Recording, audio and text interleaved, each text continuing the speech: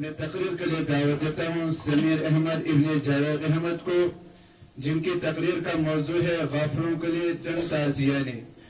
یہ اس نشست کا آخری بچہ ہے اور اس کے بعد طلباء اور اساتذہ کو انعامات سے نوازا جائے گا، اور اس کے بعد مختصر وقت کے لیے حضرت قاری صاحب جو تشریف لائے ہیں یہ کچھ چند ملفوظات اور دعا وغیرہ فرمائیں گے، اور آپ تمام حضرات کے لیے کھانے کا انتظام ہے، آپ اطمینان سے بیٹھے رکھیں۔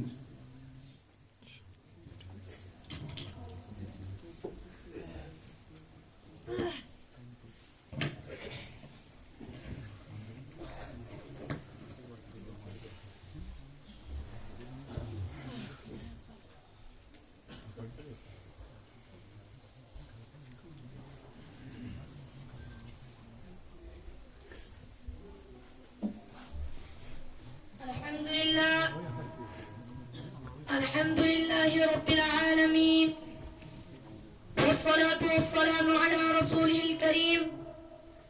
أما بعد، أعوذ بالله من الشيطان الرجيم. بسم الله الرحمن الرحيم. يا أيها المدثر قم فأنذر وربك فكبر. وعن أنس قال قال رسول الله صلى الله عليه وسلم: يأتي على الناس زمان الصابر فيهم على دينه كالقابض على الجمر.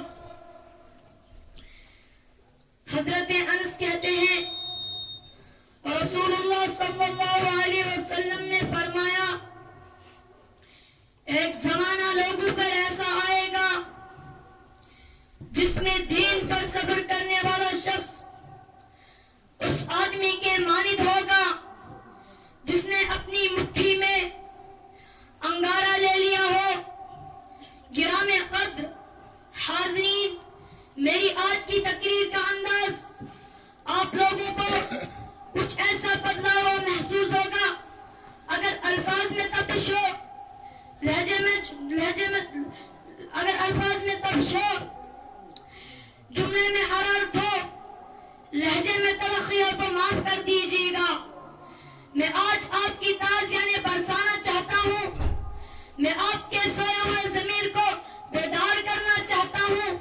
میں آپ کی غیرت و حیا کے مزار کا دروازہ کھٹکھٹانا چاہتا ہوں. میں تڑپنا چاہتا ہوں، تڑپانا چاہتا ہوں. میں رونا چاہتا ہوں، رلانا چاہتا ہوں. میں آپ کو ماضی کا آئینہ دکھانا چاہتا ہوں. میں داستان پاری نہ دہرانا چاہتا ہوں. میں مکہ کی مظلومیت کا تذکرہ کرنا چاہتا ہوں. میں خون شہیداں کے چھینٹے اڑانا چاہتا ہوں. میں مظلوموں کی سسکیاں اور آہیں سنانا چاہتا ہوں. میں بدر و احد کا منظر سامنے لانا چاہتا ہوں. میں خواجہ کشو کے پیٹ پر باندھے ہوئے پتھر اور جسم پر لٹکے ہوئے چیچڑے دکھانا چاہتا ہوں.